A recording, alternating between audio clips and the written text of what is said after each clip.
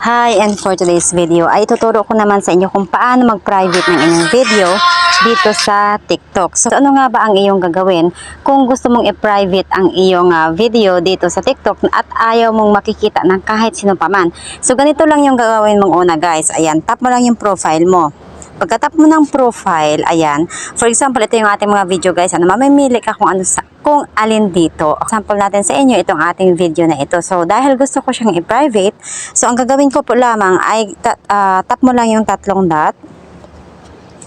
Pagka-tap mo ng tatlong dot, slide mo lang dito sa may pinakababa. Ayan, may makikita kang privacy settings. Pagka-tap mo ng privacy settings, tap mo naman yung only you.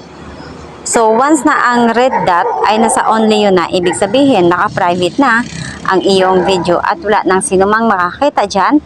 At i-kiss mo lang yan guys. And that's it.